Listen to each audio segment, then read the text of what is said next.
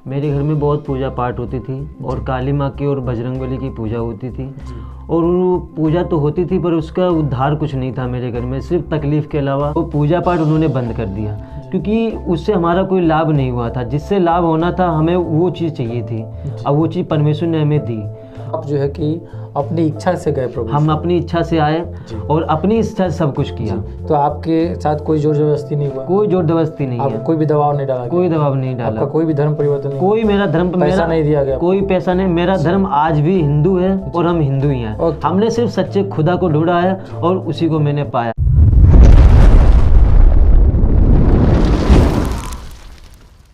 आप सबको जय मसीह की, प्रभु आप सबको आशीष दे। और मैं सुशील ब्रदर आप सबके बीच में एक बहुत ही खास वीडियो लेकर आया हूं। और आज हमारे बीच में एक भाई हैं और जिनका नाम आनंद कुमार है। और मैं बताना चाहता हूं, एक पुजारी थे और ये जो है कि बहुत ही पूजा पाठ करते थे, लेकिन आज कैसे प्रभु यीशु मसीह को जानते हैं, कैसे प्रभु यीशु मसीह को मानते हैं और उनके वचन के अनुसार अपने जीवन को बिताते हैं, आज हम लोग इस वीडियो में देखने वाले हैं। और सबसे पहले उस भाई का हम स्वागत करते हैं और आगे बढ़ते हैं। तो सबसे पहले हम आपका स्वागत का अपना नाम बताएं।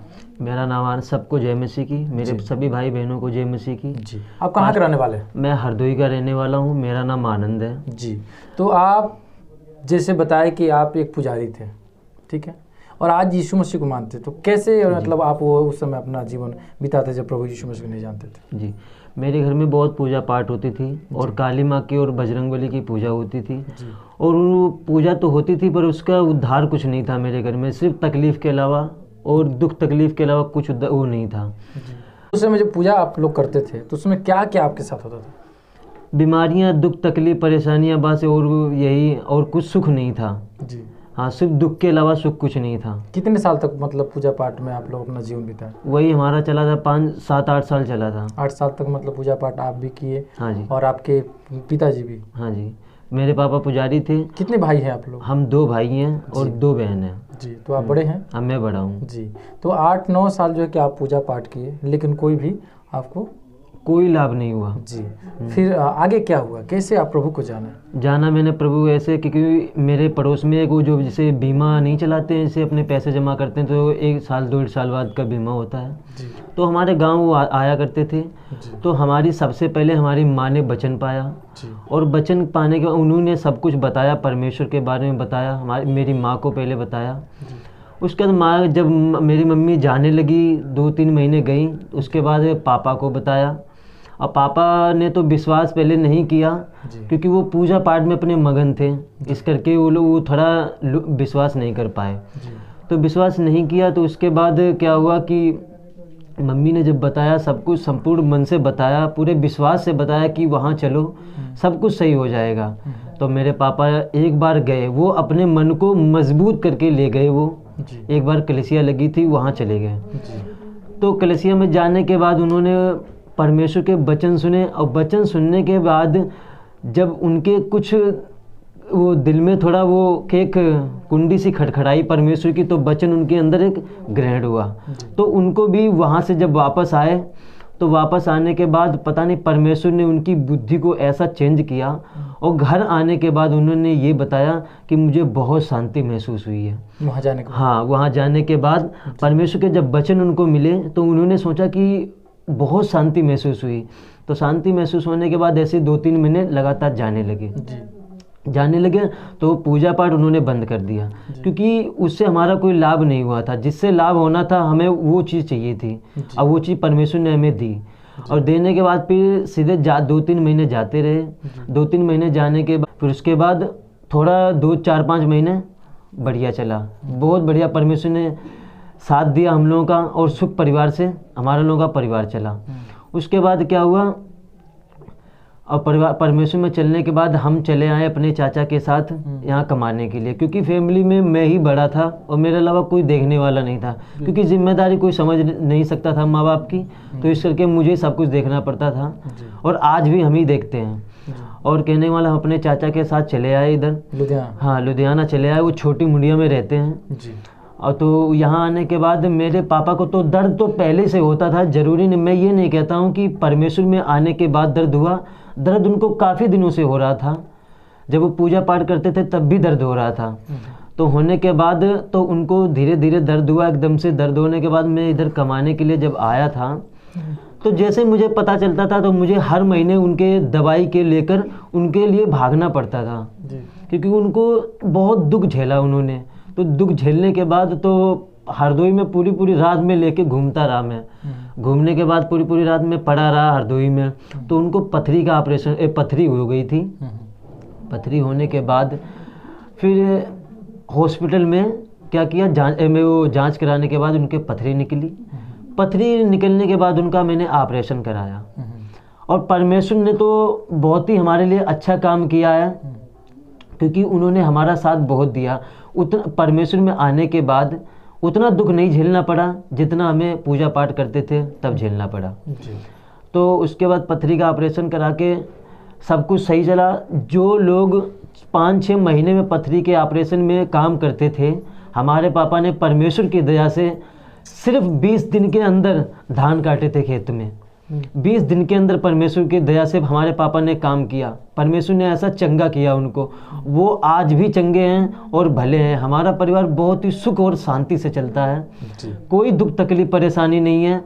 और एक बार हमारी मम्मी को दिमागी बुखार बना था, बहुत ही भयंकर दिमागी बुखार बना था।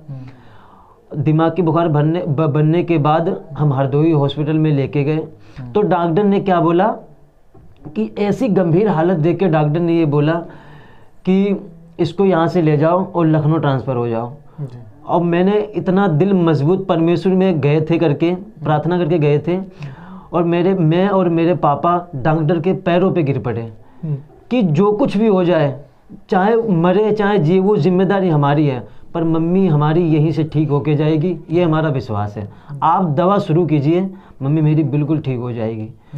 और ऐसी दवाई चलाई परमेश्वर। हम लोग रात भर प्रार्थना करते रहे, बहुत रो के प्रार्थना करते रहे। और जो हमारी मम्मी के बेड के पास जो लोग पड़े हुए थे, वो लोग हमसे यही कहने लगे कि बेटा तुम्हारी मम्मी अब नहीं बचेगी। मैं कोई बात नहीं, हमारा भरोसा जहाँ है वहाँ से हमारा मजबूत है। पर परमेश्वर की दया ऐसी हुई, हमारी मम्मी बिल्कुल 20 दिन के अंदर ऐसी चंगी हो गई, जो लोग वहाँ पे जो कहते थे बचेगी नहीं, उन्होंने देख के यही कहा कि भगवान ने तुम्हारी सुनी है और भगवान तुम्हारा साथ देता है, और तुम्हारी मम्मी बिल्कुल चंगी हो गई। और चंगी मेरी मम्मी हो गई। और हम लोग बहुत दुआ करने के बाद परमेश्वर ने हमारा साथ दिया। और इतना दुख तकलीफ झेला हम लोगों ने, तो परमेश्वर को जिस दिन से हमने पाया है उस दिन से हमें कोई दुख तकलीफ नहीं है। आज भी हम शांति है, और मन मेरा बिल्कुल शांति है। परमेश्वर में हम जब आए हैं और कोई दुख तकलीफ परेशानी नहीं है। हमारा पूरा फैमिली मसीह में है। और विरोध तो करने वाले बहुत लोग हैं, पर हमें उन पे नहीं, हम उनको नहीं कुछ कह सकते, क्योंकि हमें मजबूत बनना है।